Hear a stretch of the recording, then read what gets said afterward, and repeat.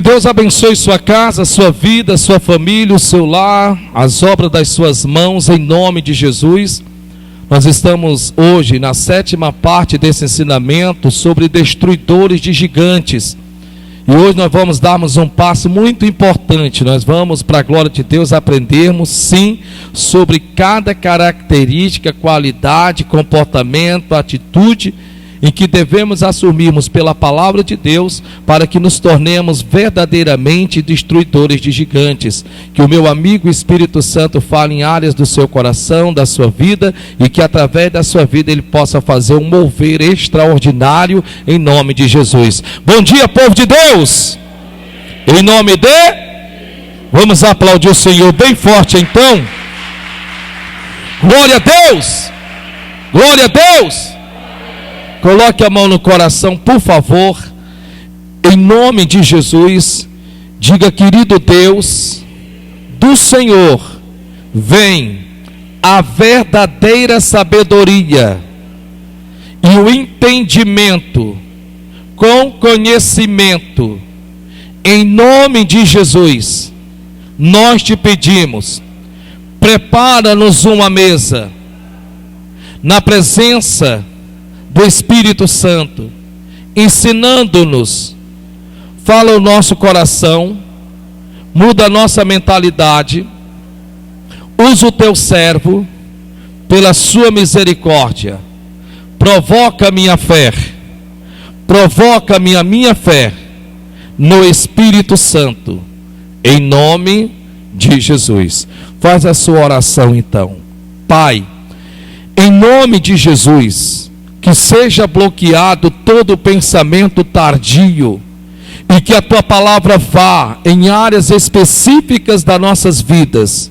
Senhor, eu te peço que seja revelado o oculto no coração, na mente, nos pensamentos, e que eu repreendo agora e diga aos anjos que estão neste lugar, em que eu os invoquei para este culto nesta manhã muito cedo, que eles que estão liberados com espadas desembainhadas, repreenda principado, potestade, toda a obra do inferno. E você que crê, diga amém e aplauda Jesus então. Louvado seja o nome daquele que é santo. Queridos, hoje nós estamos na 7ª parte, no 7º dia, podemos dizer assim, em que estamos nos assentando na sala de aula do Espírito Santo, para aprendermos sobre destruidores de gigantes. E já aprendemos sobre várias etapas importantes, mas não tínhamos ainda dado início em aprender sobre as qualidades deles em si. Nós aprendemos sobre o fundo de pano, como eu gosto de dizer, o alicerce. Agora não. Agora nós vamos entrar em nome de Jesus, para a glória de Deus, sobre destruidores de gigantes e suas qualidades. Quando você vai em 1 Samuel, capítulo 17, do versículo 1 ao versículo 54, você vai ver ali várias qualidades dentro deste capítulo. Como é um capítulo extenso, não tem como nós lermos todo ele aqui, então nós vamos pegarmos por parte daquilo que Deus reflete e fala sobre as qualidades de um destruidor de gigante. Mas eu também recomendo e aconselho a você, em nome de Jesus, que você possa então se familiarizar com este capítulo de 1 Samuel. Que você não fique só nos tópicos que nós iremos aqui aprendermos com o Espírito Santo, mas que você tenha fome, desejo, aquela sede de buscar o conhecimento em si, de você pegar ainda hoje, amanhã ou em qualquer dia da semana, ir lá em 1 Samuel, capítulo 17, e ler uma vez, duas, três. Por que isso vai ser importante? Ora, vai ser importante porque nós iremos, em nome de Jesus, estarmos baseando todo este ensinamento justamente nesta passagem que se reflete acerca da grande batalha de Davi contra Golias, ou melhor, de Golias também contra Israel, a Saul e todo o seu exército. E quanto mais você lê, você vai se familiarizar. E no momento que o Espírito Santo trouxer à luz um versículo, você na mesma hora, o seu cérebro, a sua mente vai relembrar o que você leu.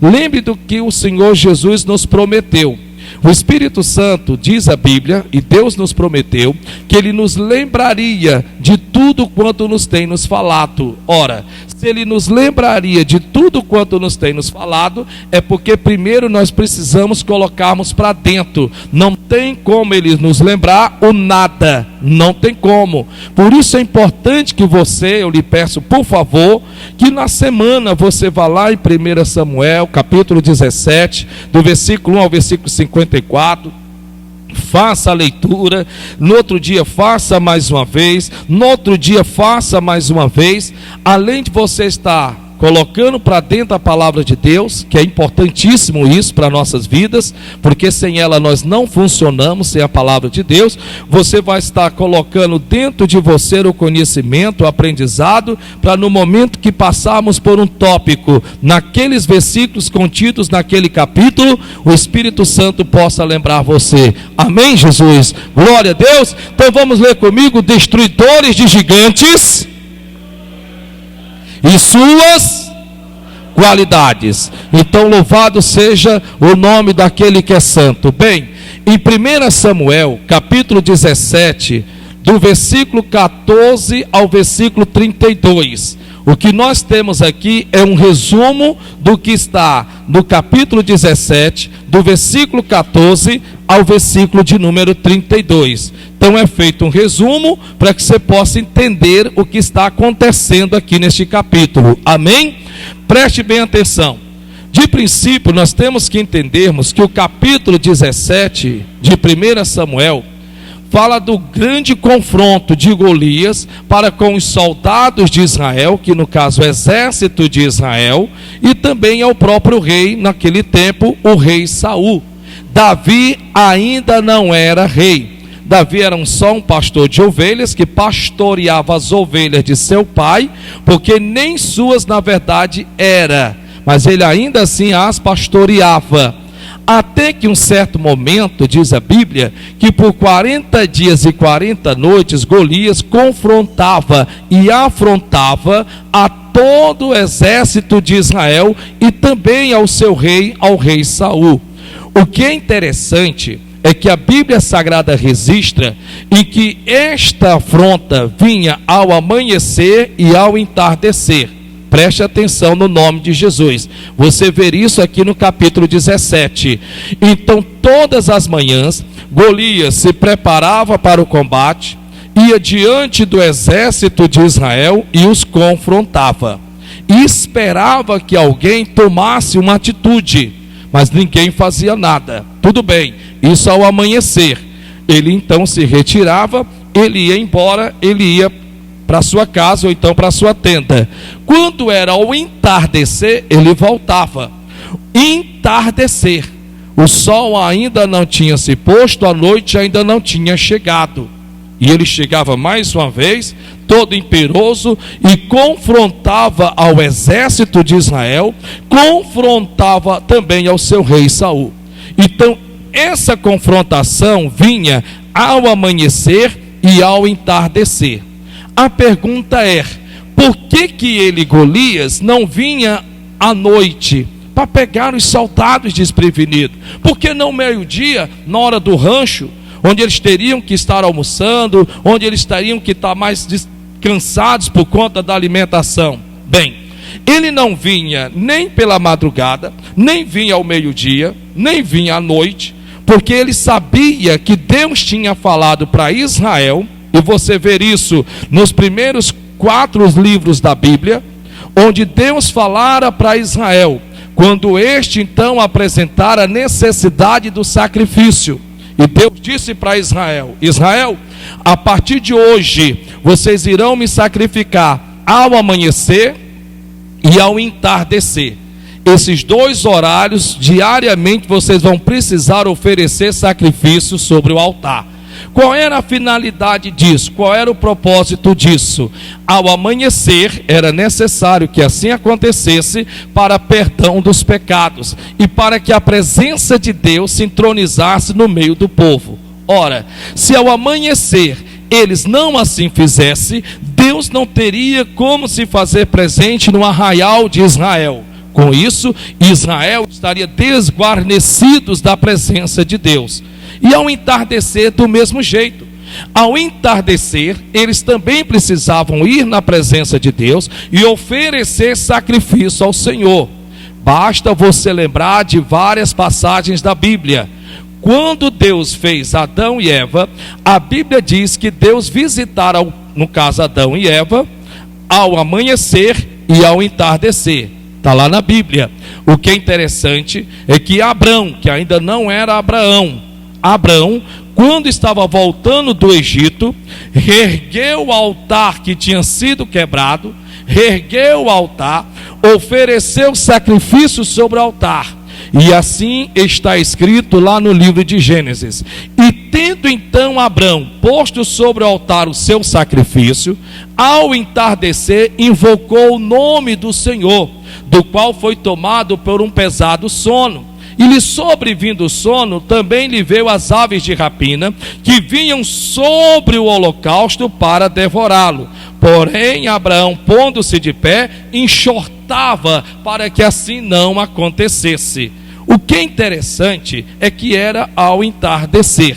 Em outras palavras, o inimigo, ele sabe muito bem da importância que há na comunhão em oração, na entrega, no perdão dos pecados, para que adentremos a batalha e sejamos mais do que vencedor. O inimigo, o diabo, fará de tudo para impedir a sua comunhão com Deus, principalmente no seu envolver da oração. Homens e mulheres, abram seus corações. O tempo que você oferta a Deus em oração é um tempo que você pode ter certeza que ele nunca vai ser infrutífero. É uma semente que você semeia. E está lá, você pode assistir todo esse ensinamento na mensagem anterior, que eu prego detalhadamente sobre o porquê que Golias confrontava a Israel ao amanhecer e ao entardecer. Está lá no YouTube. E aqui então eu creio que você já deve ter entendido um pouco. E tão interessante que assim era feito. Israel então era confrontado ao amanhecer, confrontado ao entardecer, e aí por conta de que era tomado o tempo do sacrifício, era tomado o tempo da intercessão, era tomado o tempo do perdão dos pecados, das iniquidades e das transgressões, Deus não tinha como estar entre o povo. Porque a Bíblia diz que o pecado faz separação entre o homem e Deus. Então Deus não tinha como estar entre o povo. E o povo então enfraquecia. O que nos enfraquece não são as lutas. O que nos enfraquece não são as dificuldades. Mas o que nos enfraquece, infelizmente, é a distância que nós mesmos, aos poucos, vamos sem perceber, por falta de oração, nos distanciando de Deus. A Bíblia Sagrada diz que perto está o Senhor daqueles que lhe buscam. Olha o que é que a Bíblia diz: perto está o Senhor daqueles que carregam Bíblia. Amém? Daqueles que estão sentados nos bancos das igrejas. Amém? Não. Perto está o Senhor daqueles que lhe buscam. Uma vez que você entende que unindo-se a Deus, a força será não sua, mas do Senhor. O que que a Bíblia diz? Une-te, pois, a Deus e te sobrevirá o bem. Então a Bíblia Sagrada diz que Israel enfraquecia-se no combate, se enfraquecia na batalha. Ah, profeta, eu tenho andado tão enfraquecido, tão abatido, tão esmorecido. Procure ver como é que está a sua vida de oração, de buscar a presença de Deus. Talvez você já foi uma mulher de oração, que nossa, glória a Deus, um homem de oração fervoroso, e talvez por conta até mesmo das coisas da vida, o corre-corre, as ocupações, você sem perceber foi se esfriando. Não, amanhã eu oro, mais tarde eu oro. O tempo foi passando, e hoje talvez quando você vai buscar a Deus, é como se você dissesse: ah, meu Deus, parece que Deus está a quilômetro de distância de mim. Não, Deus não está a quilômetro de distância de você. Você é que deixou de bater a porta do céu. Na hora em que você clamar, na hora em que você o buscar, na hora em que você dizer: Senhor, Pai, Ele vai dizer: eis-me aqui, fala, filho, que eu te ouço. É o que a sua palavra diz. Amém, pessoal? Então é importante você entender isso. Então aqui nós temos o seguinte: Davi era o mais moço. Dentre todos os da sua casa, o mais moço, quando se é refletido na Bíblia, mais moço, não é só por ser o mais jovem, mas era dado como o menos experiente, o inexperiente, o incapaz.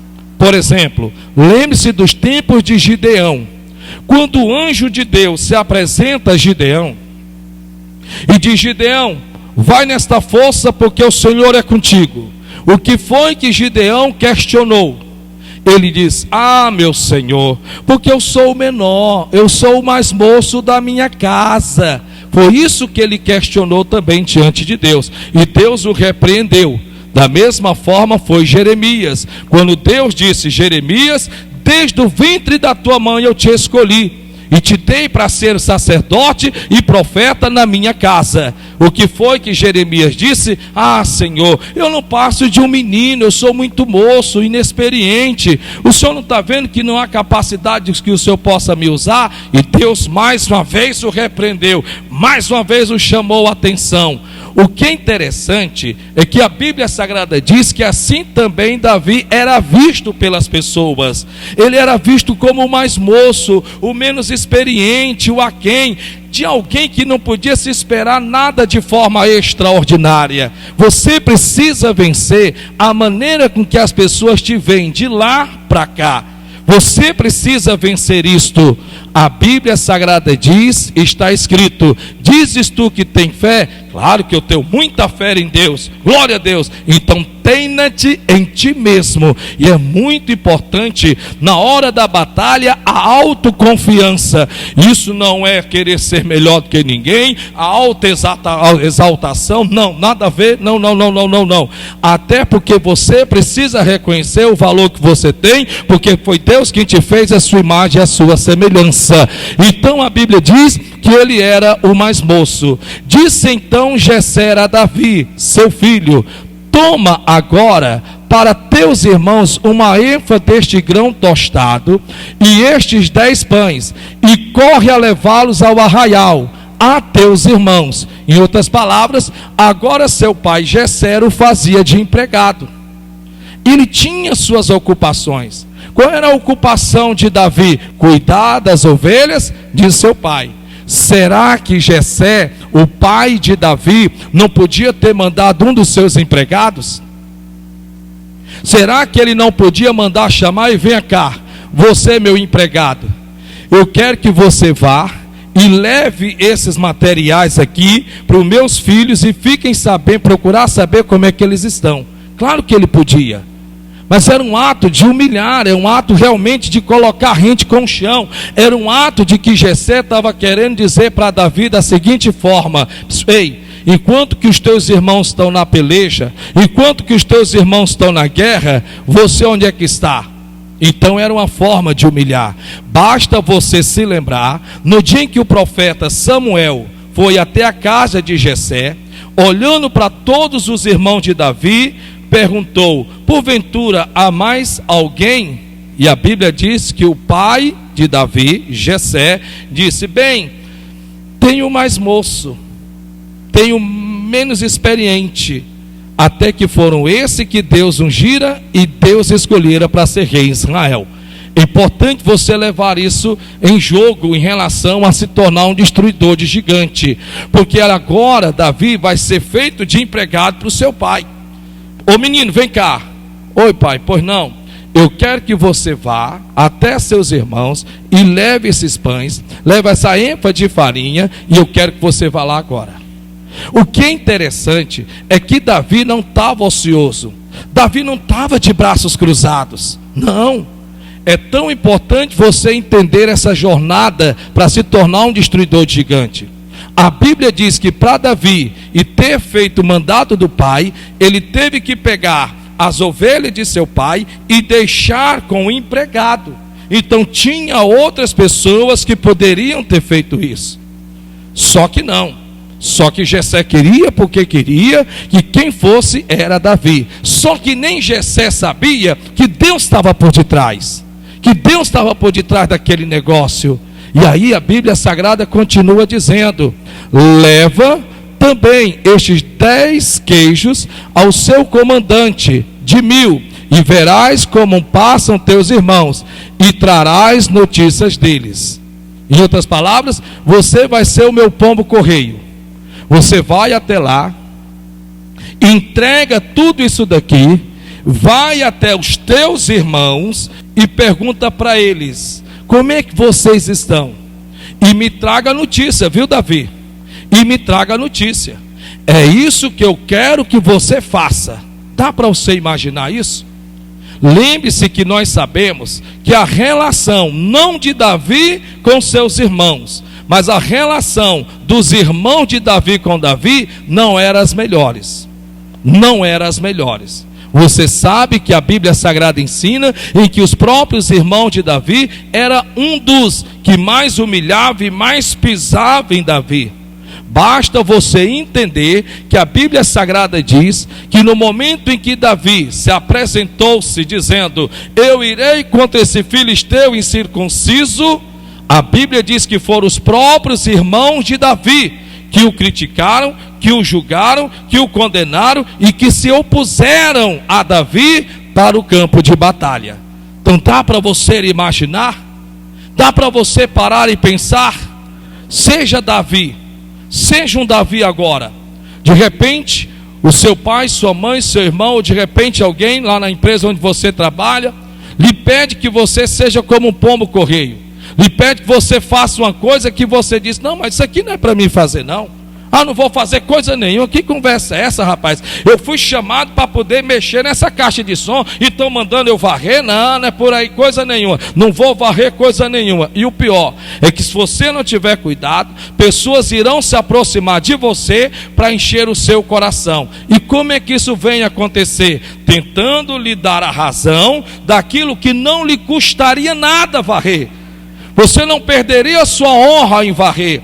Você não deixaria de ser quem você é em varrer. Mas só que o inimigo, o diabo, tudo que ele tenta é lhe pôr contra a autoridade. E você está lá revoltado, está vendo como é que pode? Eu estou varrendo esse negócio aqui, mas quando eu fui chamado para poder ajeitar a caixa de som, isso não é vida. Cuidado, cuidado em nome de Jesus. A Bíblia Sagrada diz que foram esses então o começo, o início da caminhada de Davi para vencer o gigante. Diga: este foi o início. Este foi o início. Este foi o início. Não, está fraco, vocês não estão entendendo. Vocês não estão conseguindo entender. Diga: este foi o início para que Davi se tornasse um destruidor de gigante. O que é que eu aprendo com isso? Primeiro, destruidores de gigantes não começam como destruidores de gigantes. Davi foi enviado para o campo de batalha para vencer a guerra. Davi foi enviado para ele confrontar e enfrentar a Golias. Davi foi enviado por seu pai para ser honrado por ele e pelos seus irmãos? Não. Davi foi enviado, como eu disse agora há pouco, lhe explicando detalhadamente, para fazer algo que na verdade, humanamente falando, pelo que ele já exercia, ele não tinha obrigação nenhuma de fazer. Então a primeira lição que você tem que colocar no teu coração: destruidores de gigantes não começam como destruidores de gigantes. O que quer dizer isso, meu pastor? Quer dizer algo de forma bastante simples. Primeiro, Davi foi fiel no cumprimento de pequenas tarefas, no matar o urso e o leão, até chegar no gigante.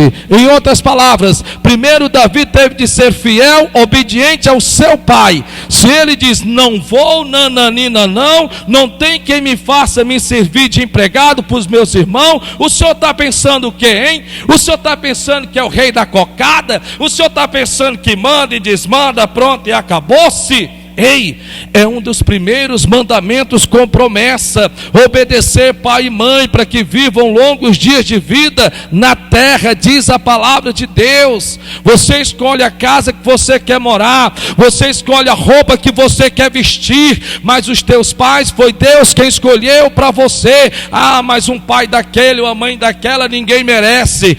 Calma, antes de julgá-los, antes de criticá-los, antes de apontá-los, ei, escute em nome de Jesus. Ele passou por alguma faculdade para ser pai? Ele passou por alguma faculdade? Qual é o mestrado que ele tem para ser pai ou para ser mãe? Não tem faculdade para isso não. Pois é, seus pais não têm faculdade, não tem uma cadeira que diga: esta faculdade, esta cadeira a partir de hoje é para aprendermos a ser pai, aprendermos a ser mãe. Não, de forma alguma. Ei, em nome de Jesus de Nazaré, primeiro Davi precisou ser fiel no cumprimento de pequenas tarefas. O que que a Bíblia Sagrada diz? Está escrito na palavra de Deus. A Bíblia diz: o teu princípio na verdade terá sido pequeno. O teu princípio na verdade terá sido pequeno, mas o teu último estado crescerá em extremo. Talvez nos dias de hoje, se Jesus de Nazaré estivesse vivo, e se ele tivesse começando o ministério aqui em Juazeiro, ou então em Fortaleza, ou no Brasil, não importa onde quer que fosse, de repente nós iríamos saber como pode um homem como esse, que só tem uma igreja de 12 membros, está vendo que um homem desse não tem unção? Está vendo que um homem desse não é de Deus? Ah, isso não tem unção, isso não é de Deus. Mas a Bíblia diz que o ministério de Jesus começou somente com 12 e permaneceu com 12, porque na hora do peca para capar, a Bíblia diz que uma grande multidão foi embora, se esvaiu, virou as costas para ele. E quando a corda começou a apertar, a Bíblia diz que eles, não suportando para muito mais de 500, simplesmente foram embora. E ele ainda perguntou aos discípulos: se vocês não querem ir com eles? Diz a palavra de Deus: ei, em nome de Jesus de Nazaré, se você quer se tornar um destruidor de gigante, a primeira coisa que você tem que pôr no teu coração: o teu princípio poderá ter sido por pequeno, mas o teu último estado crescerá em extremo. Se pode começar numa quintanda, desde que você dê valor àquela quintanda, se dedique àquela quintanda, procure aprender sobre como crescer aquela quintanda. Você pode até sair de porta em porta e dizer: nossa, olha que sofrimento, num sol escaldante como esse. Querido, em nome do Senhor Jesus de Nazaré, muitas pessoas ainda meio que não entenderam. Se você quer se tornar-se grande, você tem que aprender primeiro a ser pequeno. Se você quer se tornar grande, você primeiro tem que aprender a ser pequeno. Não tem como se tornar grande se não se tornar pequeno primeiro. E se você se tornar grande como que no estralar de dedo, você pode jogar tudo a perder, porque você não passou pela escola da vida, você não passou pelo processo. Você simplesmente, como que caindo de paraquedas, se tornasse grande da noite para o dia. Você pode até ser dono, se tornar dono, mas se não tiver pelo processo passado de saber o que é um funcionário, você não vai entender a mentalidade de um funcionário. Então você precisa, em nome de Jesus, acordar. Você que diz assim: nossa, mas eu podia vender mais. Vamos procurar saber por que não está vendendo mais. Não, porque o mercado não está muito bom.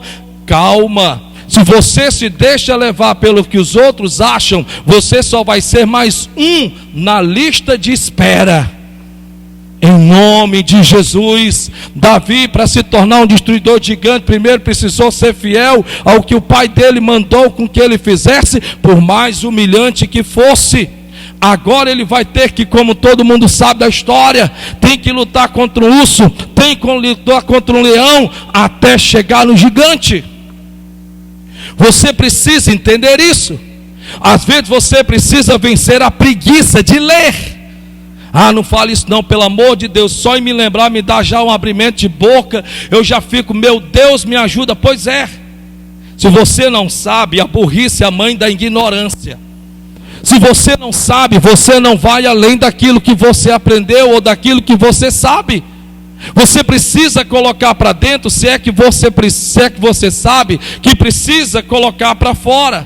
Você precisa saber colocar para dentro, se é que você sabe que precisa, para que você possa fazer algo aqui fora. Ei, em nome de Jesus. A Bíblia Sagrada diz, está escrito: vistes um homem entendido nos seus negócios, vistes bem, porque perante os reis será posto, e não perante os de baixa sorte. Paulo mandava Timóteo, Paulo mandava Marcos, e olha que Paulo aprendeu aos pés de Gamaliel, um dos maiores eruditos bíblicos daquele tempo.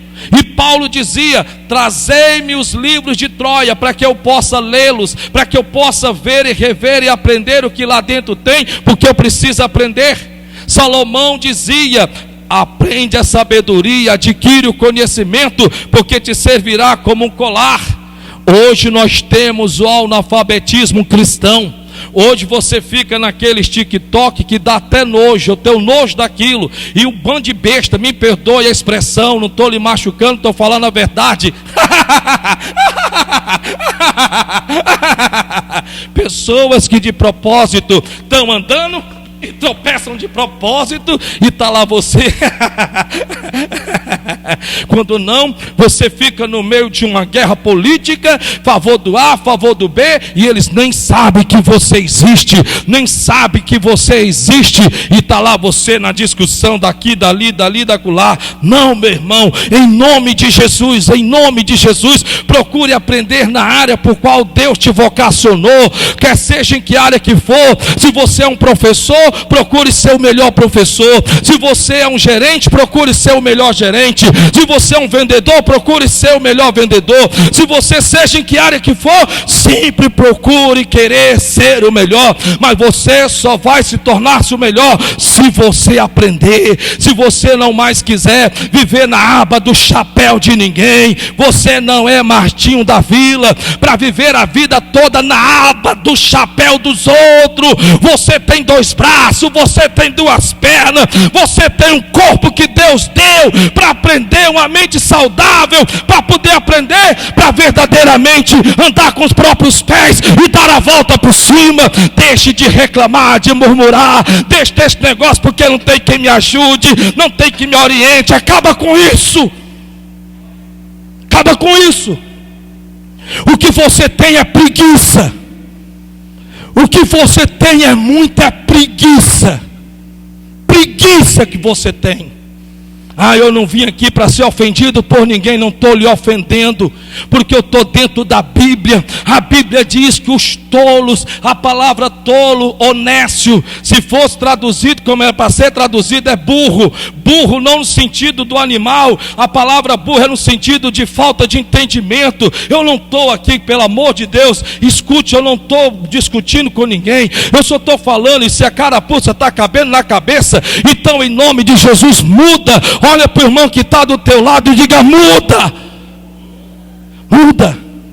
Meu Deus, você pega um livro para ler, passa um ano e depois diz: eu li um livro. Você leu nada, você não sabe nem o que estava escrito na primeira página. Leu coisa nenhuma. Isso é conversa fiada, isso é coisa para boi dormir, isso é tampar o sol com a peneira. Deixa desse negócio, você está desaprendendo. Então, em nome de Jesus de Nazaré, diga: destruidores de gigantes não começam como destruidores de gigantes. Segundo, muitos líderes e reis surgem no espaço dos que fracassam. Quem vai ocupar o lugar de quem? Quem era rei nesse período? Quem era rei nesse tempo? Saul. Porém, quem é que vai ocupar o espaço de Saul? Davi. Mas era para isso ter acontecido? Não. Não era para isso ter acontecido. A Bíblia diz que Deus falou para Samuel: Samuel, até quando ficarás triste por causa de Saul? Levanta-te, pois, agora, pega o teu chifre e enche de azeite, porque eu tenho provido e escolhido para mim um rei. Se ele procurou, é porque não era algo que Deus queria fazer naquele momento. Simplesmente Saul, infelizmente, ele não soube liderar, ele não soube comandar o seu exército no campo de batalha contra os amalequitas. Ele fraquejou, porque Deus ordenou a Saul: Saul, sair a peleja contra os amalequitas, e não os tema, não se acovarde, não se amedronte diante deles, porque eu tenho dado a eles e o seu rei na palma da tua mão. Mas quando ele viu o exército dos amalequitas, e a palavra amalequitas quer dizer chacais do deserto, eram os mesmos que também no tempo dos ninivitas, a forma de agir, eles eram cruéis, eles enfincavam homens nas estacas, nas entradas das cidades em que eles sitiavam, só para provar que eles eram os cara. E a Bíblia diz que Saul, quando viu os amalequitas, se amedrontaram, se acovardaram, e Deus não se agradou disso. Ei, Deus não te deu espírito de medo, mas de fortaleza, disse o Senhor. Glória a Deus. Aleluia, louvado seja Deus. Um verdadeiro destruidor de gigante, ao ver os desafios, ver neles as oportunidades para subir os degraus da vida. Diga comigo: um verdadeiro destruidor de gigante. Não ver luta, não ver luta, não ver desafios, simplesmente ver oportunidades para subir os degraus da vida. Se você ver luta, você não consegue ver vitória. A luta existe na vida de todos. Todos passamos por luta. Tem um versículo que me anima tanto, que olha o versículo, irmã. Esse versículo me empolga. Esse versículo me estimula. Esse versículo me coloca para cima. E que versículo é esse? É o que está lá em Eclesiastes. Olha o que é que a Bíblia diz: assim como a faísca que sai do fogo, assim o homem nasceu para problemas.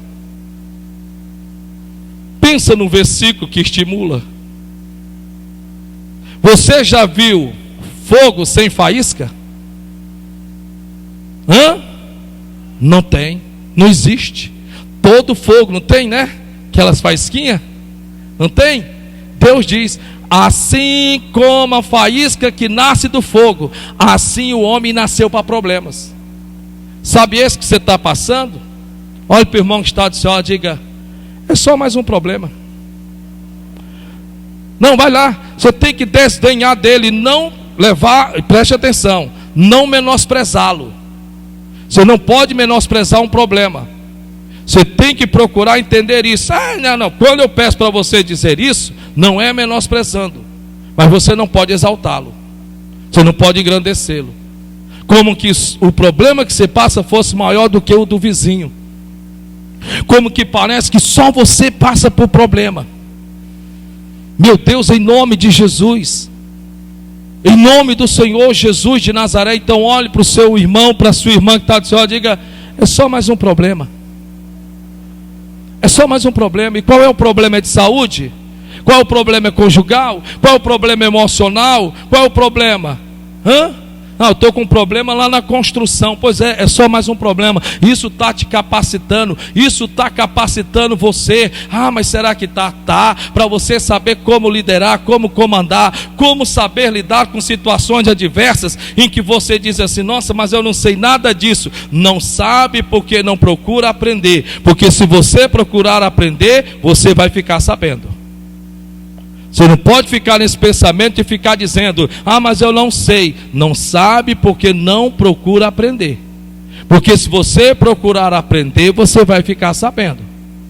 Você precisa entender isso, em nome do Senhor Jesus. Um verdadeiro destruidor de gigante, ao ver os desafios, ver neles as oportunidades para subir os degraus da vida. Em outras palavras, Davi, quando lá chegou, e diz a Bíblia lá em 1 Samuel 17, que ele entregou os afazeres de seu pai como lhe foi mandado. A Bíblia diz que vinha o gigante ao amanhecer, e mais uma vez desafiou toda Israel. E a Bíblia diz que naquele momento, Davi ouviu a voz do gigante, e ali então ele se pronuncia dizendo: diga ao meu senhor que o seu servo irá e pelejará contra esse filisteu incircunciso. Mas não foi só a afronta, foi porque havia uma promessa do rei. O rei tinha prometido: quem derrotar o gigante vai casar-se com a filha do rei. Quem destruir o gigante vai morar no palácio. Quem destruir o gigante, a sua casa ficará isento de impostos pelo resto da vida.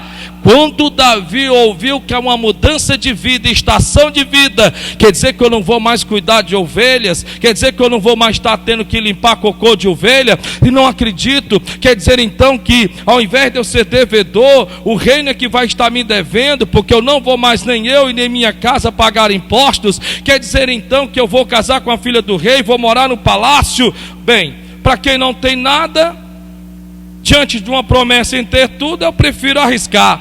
Pois então diga que eu vou. Diga que eu vou. Diga que eu vou.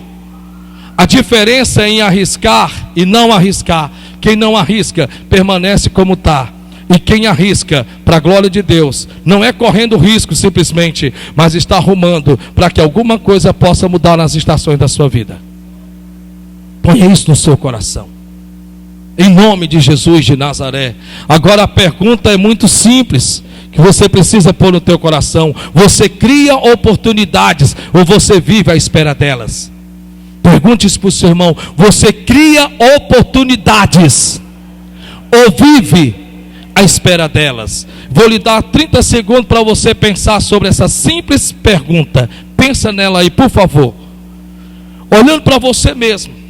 Você cria oportunidades ou vive à espera delas? À espera.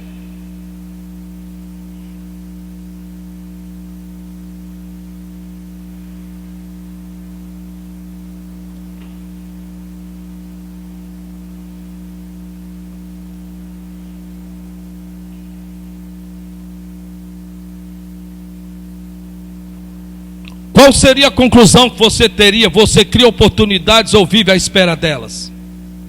Porque Davi vai criar a sua própria oportunidade. Bem, o nada eu já tenho. Eu já não moro na casa do rei mesmo.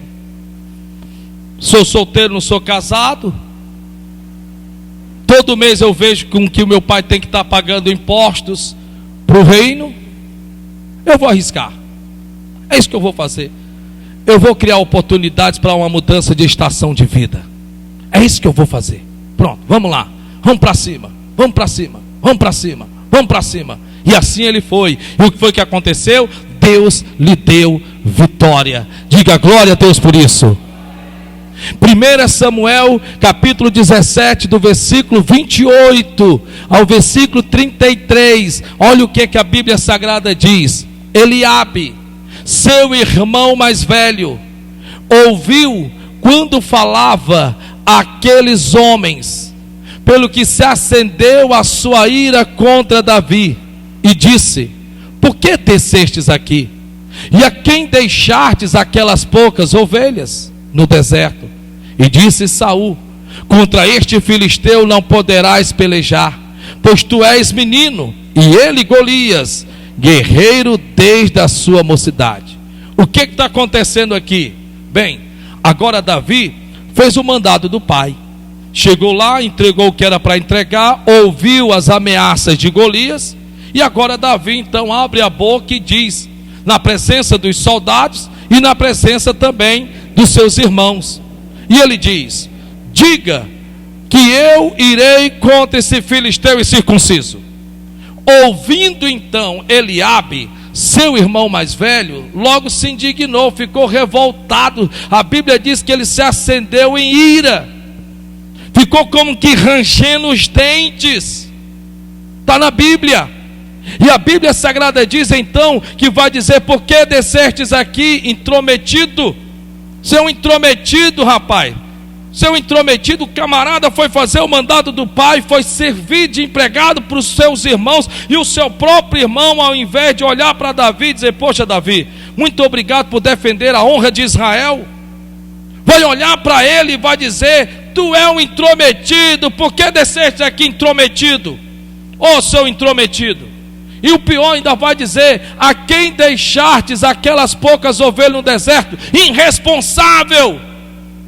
Seu irresponsável, seu intrometido. Você deve ter pego as ovelhas e ter deixado de qualquer jeito, né? Ô seu irresponsável. Intrometido, irresponsável.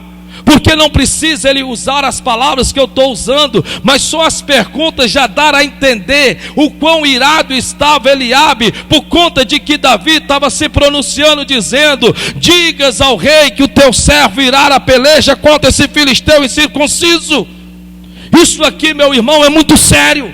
Se você internizar isso dentro de você, muitas vezes você recebe isto, com todo respeito, dentro de casa, fora de casa, no trabalho, com quem trabalha, para quem não trabalha, e com pessoas que não pagam nem a água, nem a luz da tua casa, e ainda assim agem e se portam e se comportam com você desse jeito aqui.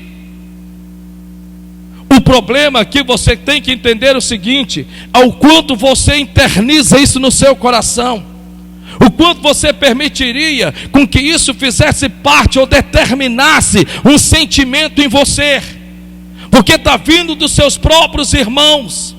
E aí, para piorar, para engrossar o caldo, a Bíblia diz que agora Davi está diante do seu rei, de uma autoridade.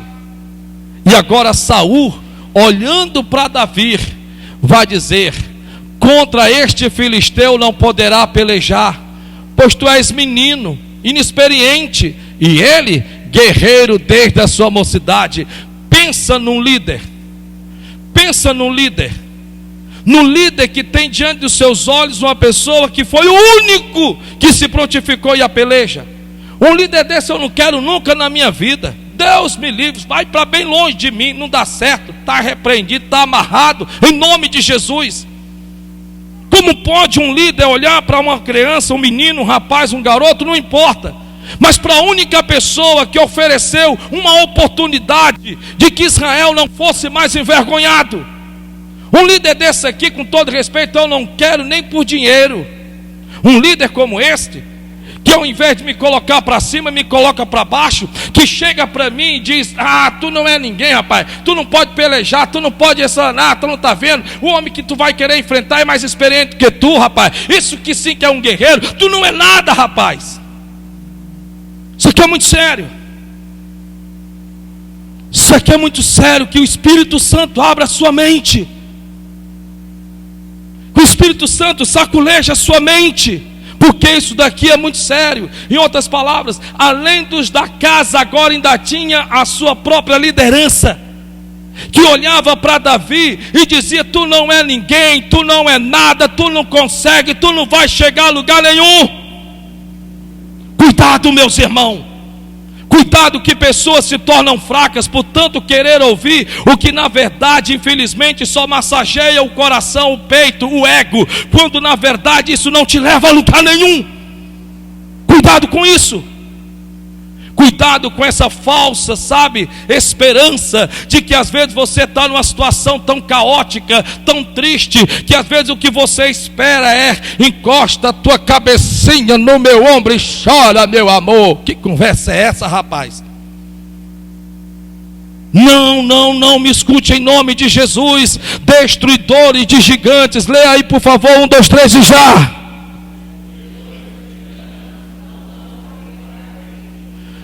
Está fraco, não pode uma coisa dessa. 1, 2, 3 e já.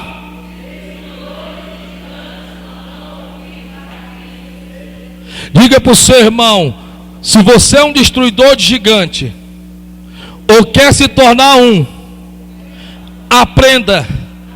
Destruidores de gigantes não começam como destruidores de gigantes, e não dão ouvidos a críticos destrutivos. Eliabe e Saul, dois críticos que motivam, que incentivam, que encorajam, que colocam para cima. Diga glória a Deus. Não. Eliabe e Saul são dois críticos que trazem a pá nas costas, na certeza de que pode enterrar as expectativas de quem quer que seja, as motivações de quem quer que seja. É impossível tornar-se um destruidor de gigante.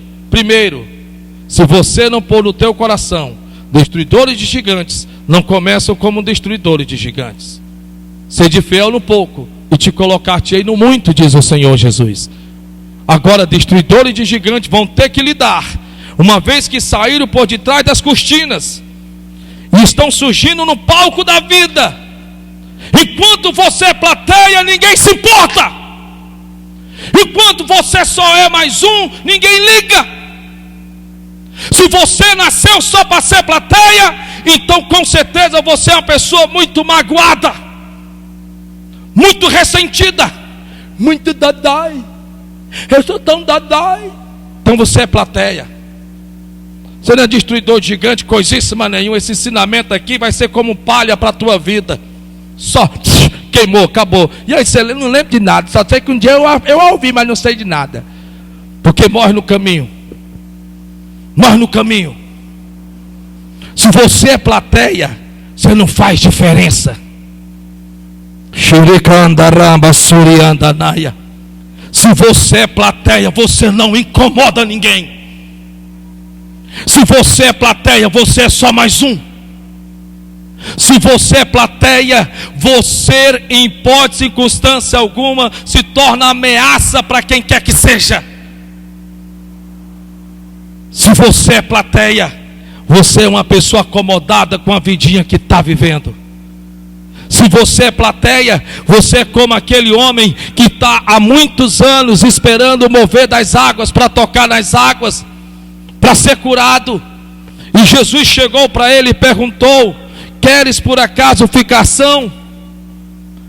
Plateias abrem a boca e dizem assim: como, meu Senhor, se não há quem me ajude, não há quem me transporte, nenhum parente, nenhum familiar eu tenho que me pegue pelos braços e que me leve a tocar nas águas para que eu fique curado.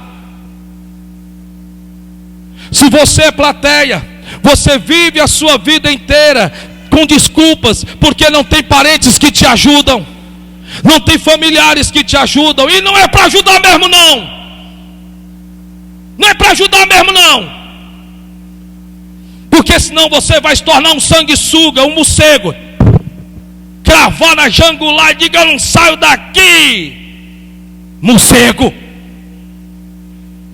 Você tem que entender, rapaz, pelo amor de Deus, me escuta em nome de Jesus, o teu futuro está dentro de você mesmo. Você tem que aprender em nome de Jesus a andar com os próprios pés. Não é porque o teu pai tem que você não, é porque o Senhor sabe, não. Todas as vezes você já sabe a porta que bater. Por isso que a sua vida é um ciclo, é um ciclo, é um ciclo, é um ciclo. A Bíblia diz, eu não estou fora da Bíblia não. Jesus mandou chamar os seus 70 e disse: vão às cidades que eu haveria de ir. A Bíblia Sagrada diz que eles iam saindo com alforje, com alimentos e com dinheiro, com túnica, com tudo. Jesus: vem cá. Não, vocês não vão assim não, estão muito providos. Vocês estão muito providos. Deixem tudo e vão de mão abanando. Vão de mão abanando. Vão sem era e sem beira. E eles foram no nome de Jesus pela fé, porque eles não sabiam o que esperavam. E quando lá chegaram, eles voltaram. Jesus perguntou: porventura vos faltou alguma coisa? E eles disseram: nada. Nada vai faltar, nada vai ficar fora do lugar e nada vai ficar pela metade. Você precisa em nome de Jesus entender isso. Ele me escute em nome de Jesus. Uma das preocupações de Jacó, ele ter dito: e que eu volte à casa de meus pais em paz. Quer dizer, eu estou saindo com a mão à frente e outra atrás, mas eu quero, Senhor, que sendo eu fiel a Ti, eu volte para minha casa, mas não dependente como eu era, mas tendo a minha própria condição de poder ajudá-los e abençoá-lo.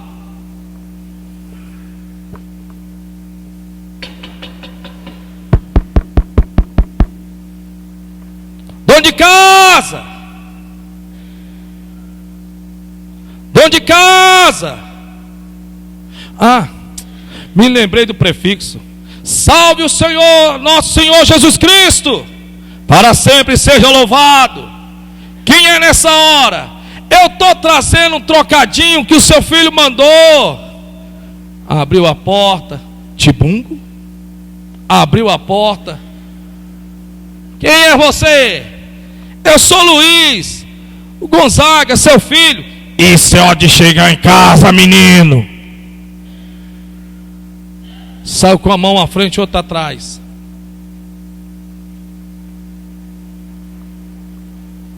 Se nós formos aqui, pegarmos exemplo, vamos longe. De pessoas não que você precisa, escute em nome de Jesus. Você, para a glória de Deus, está aprendendo o que você precisa fazer, destruidor de gigantes. Não dão ouvidos a críticos destrutivos. Vamos lá, para a glória de Deus. De onde podem surgir as críticas? Primeiro, de pessoas que estão mais próximas de nós. Pessoas que não te conhecem, não te criticam, te julgam.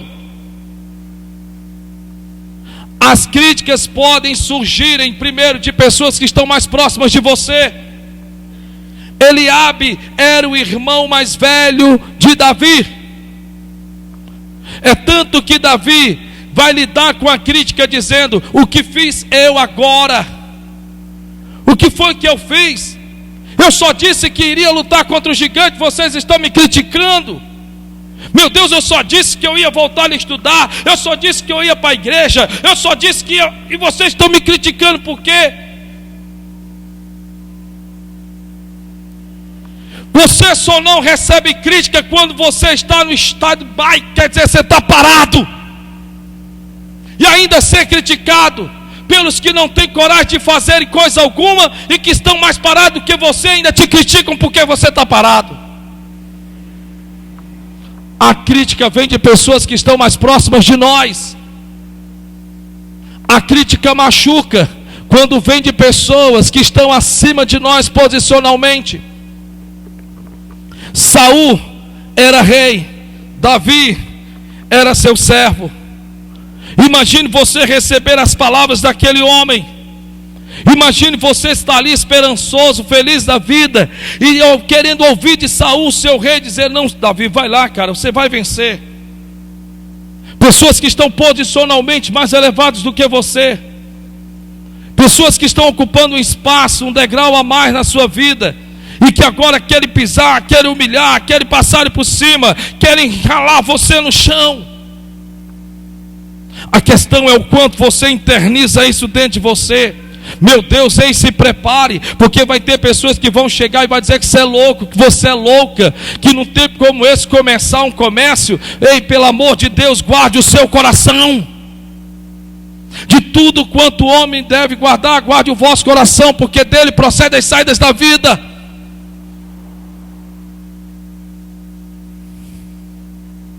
Terceiro, a crítica machuca quando tem a questionar as nossas motivações. Você é uma pessoa motivada, sim ou não? Você é uma pessoa motivada, sim ou não? Dá para perceber. Dá para perceber. Dá para perceber. Você é uma pessoa motivada, sim ou não? Do que você precisa para se motivar? Pergunte para o seu irmão: do que você precisa para se motivar? Não, mas olha para a pessoa e pergunta: do que você precisa para se motivar? Não, a pergunta, isso é muito sério. Do que você precisa para se motivar? Você precisa de quê? Você precisa que alguém te carregue nas costas? Então tá bom, vão te carregar pelo resto da vida. Mas me perdoe, você vai ficar só com a sobra, porque a sobra só fica para quem está do lado. Você só vai ficar com a sobra, porque a sobra só fica para quem está para trás. Você precisa que alguém fique como que numa manivela, vai dar certo, você vai chegar lá. No dia que essa pessoa cair, você cai também. Você precisa de quê para se ver motivado? Você precisa de quê para ser uma pessoa motivada? Isso é muito sério, irmão. Bill Gates, ele deu continuidade ao que outros não acreditaram e ainda disseram que era loucura se ele continuasse tentando. Steve, do mesmo jeito, nós não teríamos hoje o iPhone se ele tivesse ficado na metade do caminho. Uma das frases mais poderosas que ele refletiu e falou em uma reunião foi quando disseram: tudo bem, Steven, nós vamos fazer então, olha, melhor do que eles. E ele disse: não quero que ninguém faça melhor do que ninguém, eu quero que faça diferente. Pessoas estão querendo lutar para serem melhores do que outros. Isso não faz você um destruidor de gigante. Você tem que ser diferente. Você tem que ser diferente. Vocês estão me ouvindo, irmãos? Olhe para o irmão que está do seu lado. Não queira ser melhor do que ninguém. Seja diferente. Não queira ser melhor vendedor. Seja diferente como um vendedor.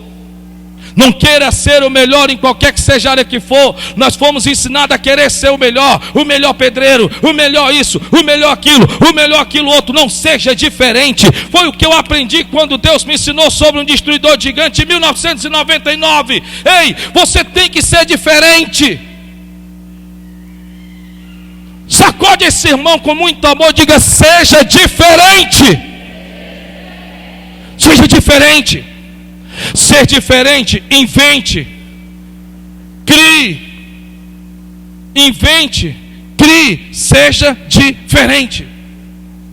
Não queira seguir os rótulos, os modos ou os modelos de outros que deram certo. Pegue todos aqueles ensinamentos, mas procure ser diferente. Deus sabe, é verdade. Esses banners que você me vê, às vezes você vê eu colocando na igreja. Em 1999, eu estava indo para a igreja de Mossoró. E eu fui um dos primeiros pastores, e Deus sabe a verdade, eu já falei isso na Igreja da Graça. Eu fui um dos primeiros pastores a criar aquele tipo de trabalho que era para que as pessoas visualizassem a campanha, para que elas pudessem internar através da vista, para ter uma visão acerca do que estaria sendo ensinado. E eu não fui taxado de sábio, não. Eu fui taxado de louco. Está vendo, não precisa de uma coisa como essa. E eu, na minha, calado, era diferente. Da mesma forma, a criação em relação a estudos através de slides, do mesmo jeito. Quando você é diferente, você é perseguido. Quando você é diferente, você é julgado. Quando você é diferente, você é criticado. Ou você espera ser aplaudido. Porque se você só espera ser aplaudido, me perdoe, você é plateia. Você tem que esperar receber pancada. Porque o diferente chama a atenção. Ei, eu estou aqui, ó. Ei, pessoal, eu estou aqui. O diferente chama a atenção. Ele é diferente porque ele age diferente, pensa diferente, e ele não aceita a derrota porque ele é diferente.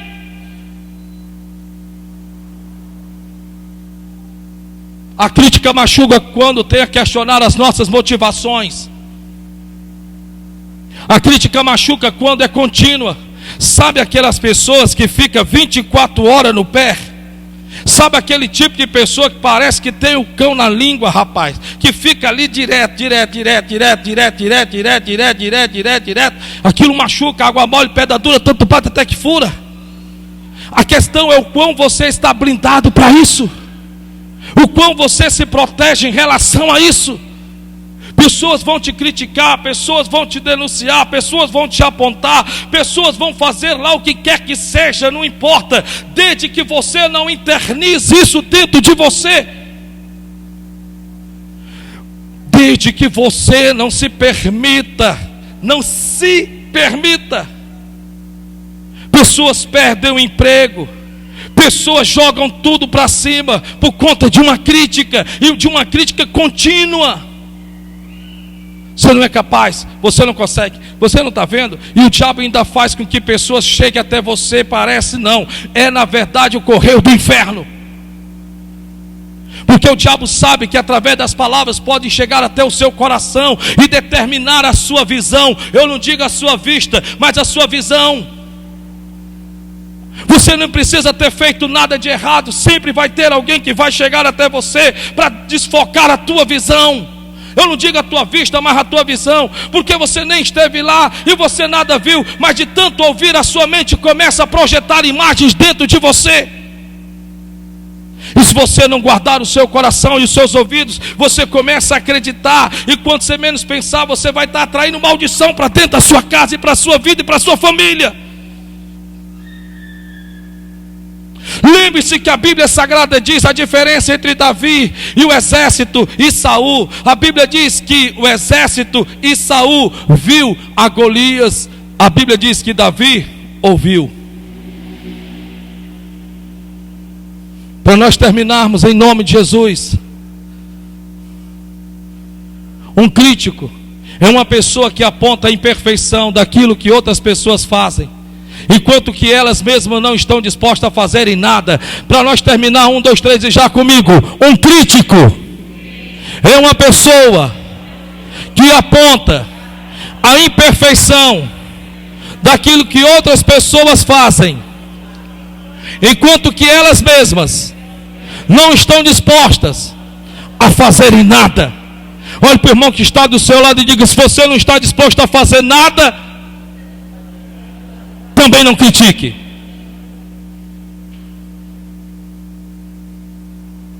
Um crítico é uma pessoa que aponta a imperfeição daquilo que outras pessoas fazem, enquanto que elas mesmas não estão dispostas a fazerem nada. Você não pode reclamar. Escute, isso aqui é muito sério. Você tem que se tornar um destruidor de gigante, mas você precisa entender isso aqui. Você vai ter na sua caminhada pessoas que não estão dispostas a nem sequer mexer com o dedo o que você está procurando fazer, e ainda assim vão lhe criticar por conta disso. Está faltando sal, mas ela mesma não tem coragem de fazer o almoço. Essa casa está muito suja, mas ela mesma não tem coragem de pegar a vassoura para varrer.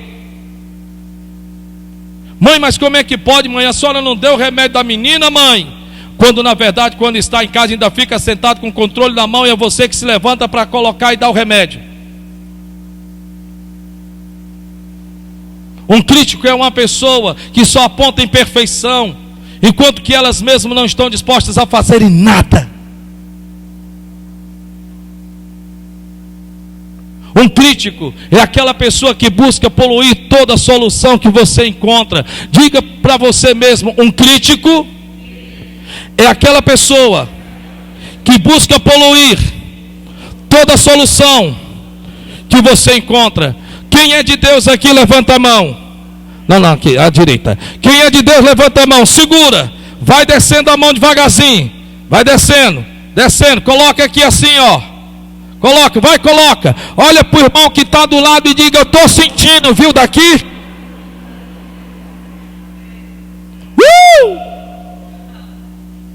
Glória a Deus! Glória a Deus! Um crítico é aquela pessoa que busca poluir toda solução que você encontra. E eu termino aqui, porque Davi agora está entrando no campo de batalha. Mas Davi primeiro precisou obedecer seu pai. Começou em pequenas tarefas. Segundo, Davi agora vai ter que vencer Eliabe e o seu rei, porque eles são dois críticos que poluem a solução que ele, Davi, encontrou. Já que não vai ninguém, eu vou. Já que ninguém quer confrontar a Golias, eu confronto. Já que ninguém quer correr o risco de morrer, eu vou. Parece que as maiores dificuldades sempre estão para os que iniciam, não para os que dão continuidade. Glória a Deus. E aqui vai ficar para outro dia.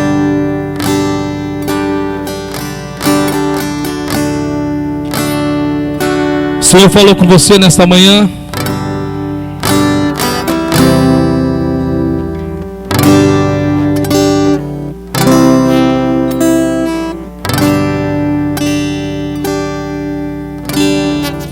Feche os teus olhos, por favor. Que Deus abençoe.